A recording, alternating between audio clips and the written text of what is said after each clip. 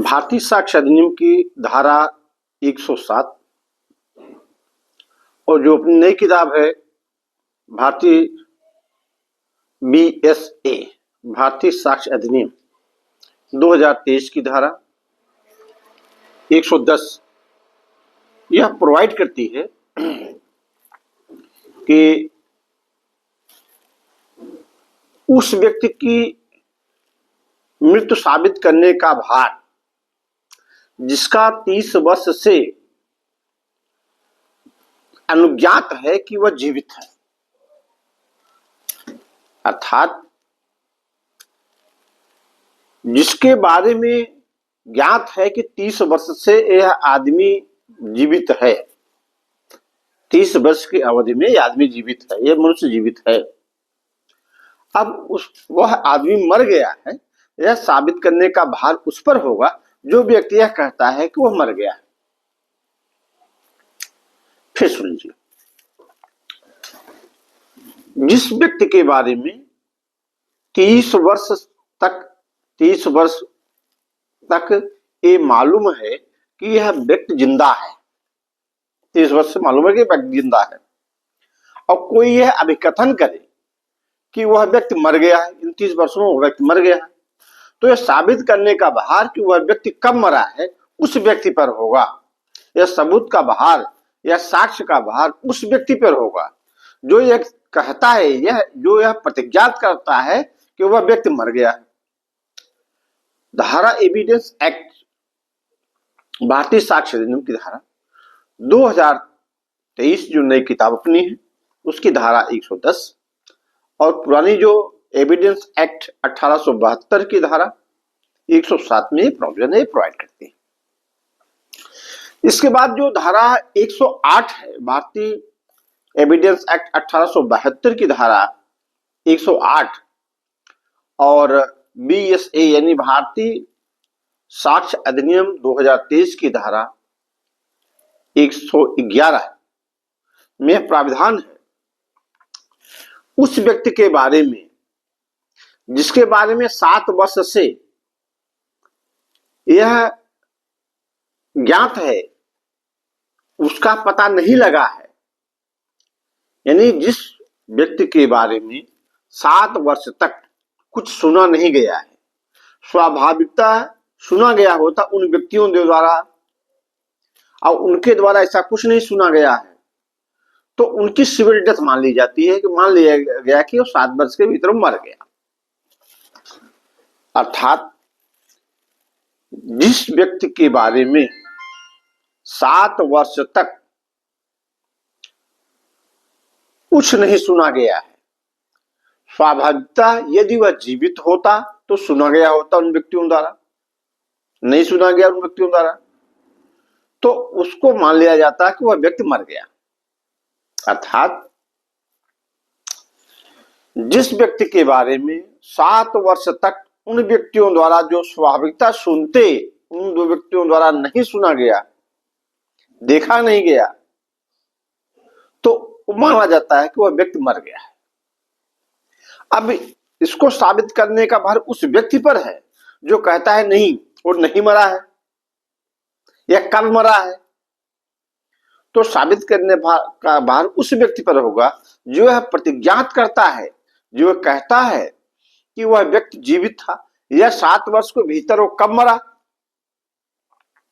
तो उसके साक्ष्य का भार, सबूत का भार उस व्यक्ति पर होता है।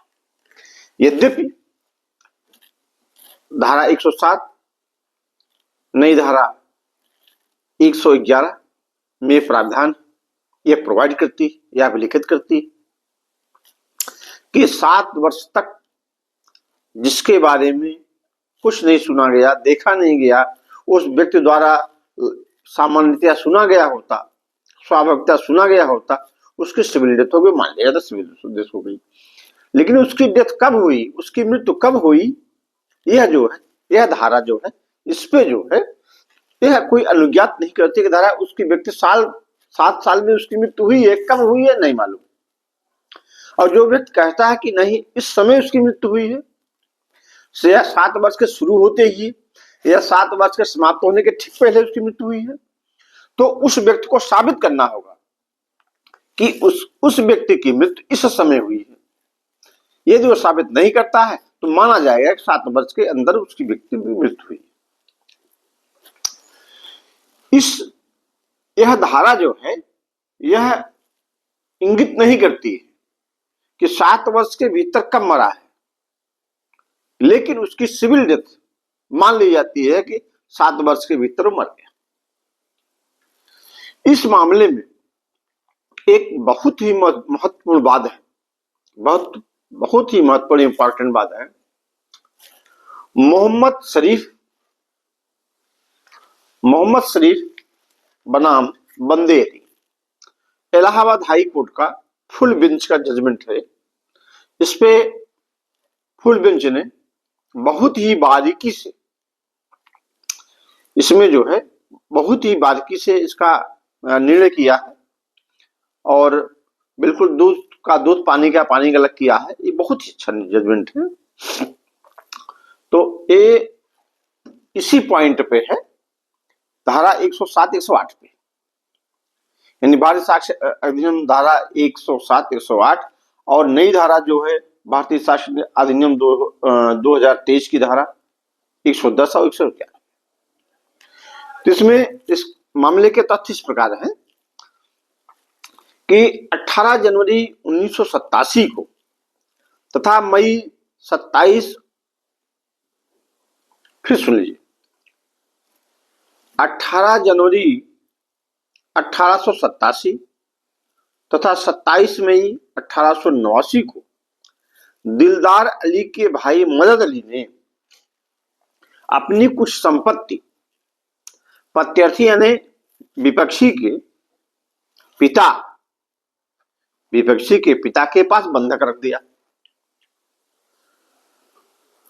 उसके कुछ समय बाद मदद अली गायब हो गया। मदद अली के जब गायब हो गया तो मदद अली के गायब होने के 10-11 साल बाद उसके भाई जो दिलदार अली हैं उनकी मृत्यु हो गई।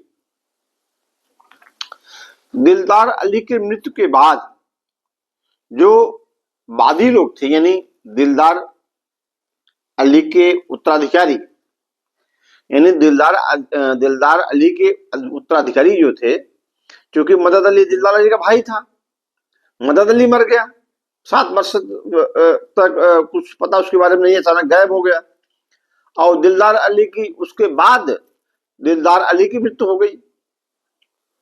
तो अब जब इनके लड़के जो हैं इस योग्य हो गए कि अपनी जो बंधक रखा गया उसको छुड़वा लें, तो वो उत्तराधिकारी चूंकि इस आधार पर उन्होंने बात प्रस्तुत किया कि वादी लोग दिलदार अली के उत्तराधिकारी हैं। इस पॉइंट पे इस ग्राउंड को लेकर इस आधार पे उन्होंने बात दाखिल किया।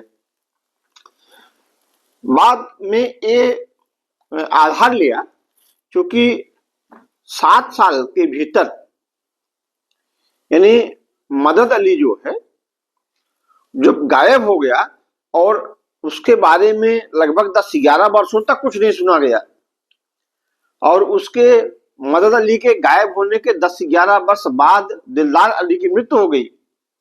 तो चूंकि जब मदद अली था, मदद अली के मरने के बाद उत्तराधिकारी उनके दिलदार अली थे और दिलदार अली के मरने के बाद उनके उत्तराधिकारी वादीगण हैं। तो वादीगण ने उनके उत्तराधिकार के रूप में मदद अली और दिलदार अली के उत्तराधिकार के रूप में उस ग्राउंड पर उन्होंने अपना बात प्रस्तुत किया।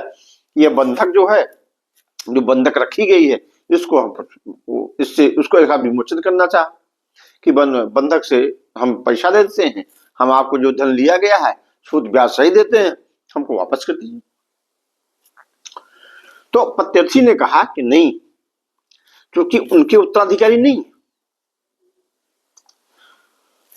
तो इनका तर्क था, वादीगण का एक तर्क था, क्योंकि धारा 107 भारतीय साक्ष्य अधिनियम में कहती है, धारा 108 भारतीय साक्ष्य अधिनियम में कहती है कि जिस व्यक्ति के बारे में 7 वर्ष तक कुछ नहीं सुना गया और उन व्यक्तियों द्वारा स्वाभाविकता सुना गया होता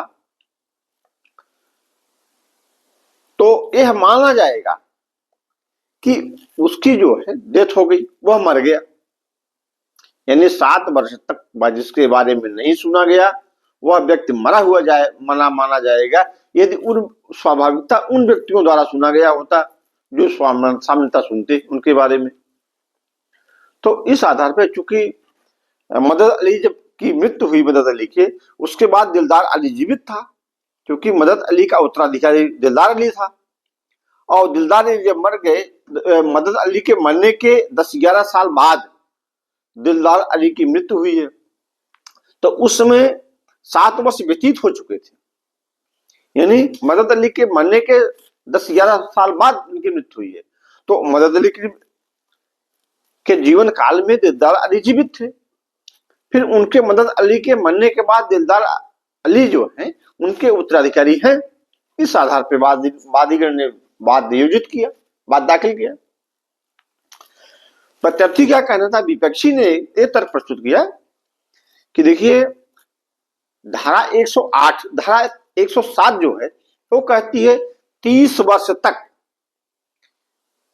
जिस व्यक्ति के बारे में यह अनुज्ञात है वो जीवित है।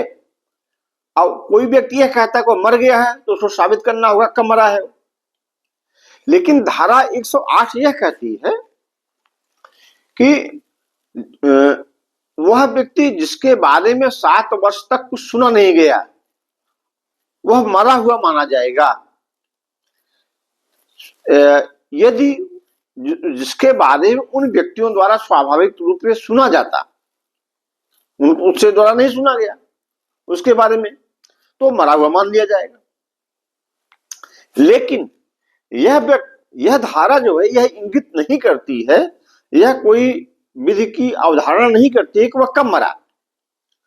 प्रत्यार्थी का विपक्षी का कहना था कि दिलदार अली की मृत्यु मदद अली के पहले हुई, यानी दिलदार अली पहले मरे, मदद अली बाद में मरे। इसने एक ग्राउंड लेकर चला। अब प्रश्न यह है कि यह धारा जो है 108 धारा जो है यह में इसमें उपबंधित है कि 7 वर्ष के तक जिसके बारे में कुछ सुना नहीं गया उन व्यक्तियों द्वारा सुना गया होता जो स्वाभाविक सुनते कि उसकी मृत्यु हुई है या कैसे है कैसे नहीं उसके बारे में सुना जाता। 7 वर्ष तक नहीं सुना गया तो उसकी सिविल डेथ मान ली जाती है, उसकी मृत्यु हो गई, उसको मर गया। लेकिन वो 7 वर्षों में कब मरा हो, यदि कोई व्यक्ति कहता है 7 वर्षों में कब मरा, यह 7 वर्ष के प्रथम दिनों में मर गया या 7 वर्ष के लास्ट दिनों में मरा हो, तो इसकी उपधारणा बदल जाएगी। अब कब मरा हो इसको साबित करने का भार उस पर होगा जो व्यक्ति कहता है कि मर गया, इस तारीख को मरा। तो इसमें जो है विपक्षी का जो ग्राउंड था वो मजबूत था, क्योंकि यह धारा यह कहती है कि 7 वर्ष तक जिसके बारे में नहीं सुना गया मर गया, लेकिन कब मरा ये नहीं कहती कुछ। इस आधार पे प्रथम न्यायालय यानी ट्रायल कोर्ट, विचार न्यायालय और अपीलेट कोर्ट, अपीली न्यायालय ने, प्रथम अपीली न्यायालय ने वादी का दावा खारिज कर दिया, मुकदमा खारिज कर दिया और यह कहा कि ये असफल रहे साबित करने में, क्योंकि अब सबूत का भार तो इन पर है, वादी पर है। जो वादी ये बतावे कि मदद अली की मृत्यु कब हुई, क्योंकि दिलदार अली की मृत्यु तो हुई मालूम है, लेकिन मदद अली की मृत्यु कब हुई, क्योंकि 108 धारा इस बारे में कुछ नहीं कहती। मृत्यु हो गई इतनी कहती है, 7 वर्ष के भीतर मृत्यु हुई है, 7 वर्ष तक कहीं मृत्यु होगी कभी, तो लेकिन अस्पष्ट कोई तारीख इंगित नहीं करती, कोई निश्चित नहीं करती कब मरा। अब माननीय उच्च न्यायालय इलाहाबाद के सामने फुल बेंच के सामने एक प्रश्न उठा, क्योंकि प्रथम ट्रायल कोर्ट और अपीलेट कोर्ट ने खारिज कर दिया था मुकदमा, वादी का दावा खारिज कर दिया। तो माननीय उच्च न्यायालय के सामने फुल बेंच जो थी, कई जजों की बेंच थी, उसमें यह प्रश्न उठाया गया कि धारा 108 जो है, धारा 107, तो जिसके बारे में 30 वर्ष तक ज्ञात है कि वह व्यक्ति जीवित है, और कोई व्यक्ति यह कह देता है कि वह जीवित नहीं है, तो अब उसको साबित करना पड़ेगा कि वो व्यक्ति कब मरा। अब बताओ। लेकिन धारा 108 कहती है कि 7 वर्ष तक जिसके बारे में सुना नहीं गया तो वह मरा हुआ माना जाएगा। यदि उन व्यक्तियों द्वारा स्वाभाविकता जिनके द्वारा उनके बारे में जानकारी होती, सुना जाता था, नहीं सुना गया, तो व्यक्ति वो मरा हुआ माना जाएगा। लेकिन उस 7 वर्ष के भीतर कब मरा यह पता नहीं। 7 वर्ष के जो शुरू हुआ, 7 वर्ष के प्रथम दिनों में मरा या 7 वर्ष के अंतिम दिनों में मरा, तो स्थितियां इससे चेंज हो जाएंगी।